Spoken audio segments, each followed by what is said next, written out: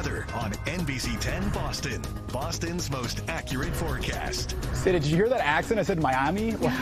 Last week was the Boston accent. Now I'm trying to put a flair in Miami. So anyway. There you go. Well, good advice there, Sydney, on what we can do to expect the hurricanes that are coming. But how can we expect, all the activity, and how can we prepare? And why exactly are we seeing all this activity? Well, I don't know if you know this or not, but that was one of the most intense preliminary forecasts that NOAA has ever released. So there are a few reasons. One, we're expected to become in a La Nina pattern, which is just overall a broad pattern that does help facilitate any type of hurricanes and any type of tropical weather. But also, we're seeing some of the warmest waters ever recorded for the end of May, beginning of June, right along the development region of where we start to see that development, especially for June. A lot of it does develop and then ends up running right up into the Gulf of Mexico. And then as the seasons progress, we start to see the development further and further to the west, or to the east, excuse me. So as we go through our next couple of days, our next couple of weeks, our next couple of months,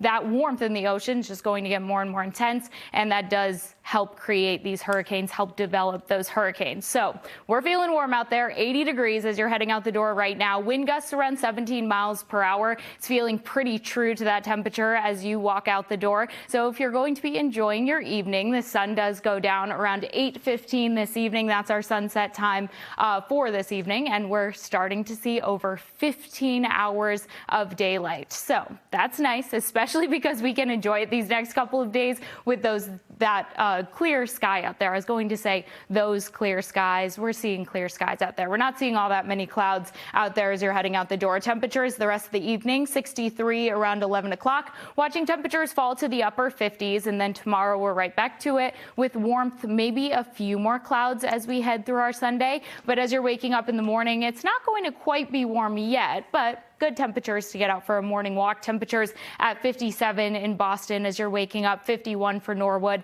around the low and middle 50s for most. And then those high temperatures jumping to the low, middle, upper 80s. Natick 86 degrees, Boston 81, and even along the Cape, sunny and low 70s. So we're going to talk the next rain chances. This is good news. We're dry until the end of next week, at least mainly dry through the end of next week. So we're talking tomorrow, Monday, Tuesday, Wednesday, and then those rain chances come in as we go through our day on Thursday, possibly sticking around for parts of the weekend. But at this time, it's not looking like all that much of a washout.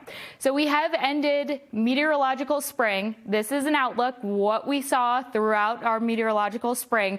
50s, lots of days in the 50s. That was the trend, 32 degrees. And then towards the end of meteorological spring, so today's the start of meteorological summer. It's an easier way to take data when you clump the months in 3 months at a time. But towards the end, we started seeing many more 70s and then 80s. So we did end up getting 13 days above 17 degrees this season. 17 above 70 degrees this season. Sunshine Sunday, Monday, and Tuesday. We're seeing temperatures falling through Tuesday, though. 73 degrees for highs. Still very enjoyable out there. And then those rain chances come in Thursday and Friday. Saturday and Sunday, we are seeing a 30% chance of rain. That's the same time as the Pride Parade. Keeping a close eye on that. But temperatures, if you can dodge the showers, upper 70s, middle and upper 70s for next weekend. Darren? Thank you, Sid. A great weather report right there.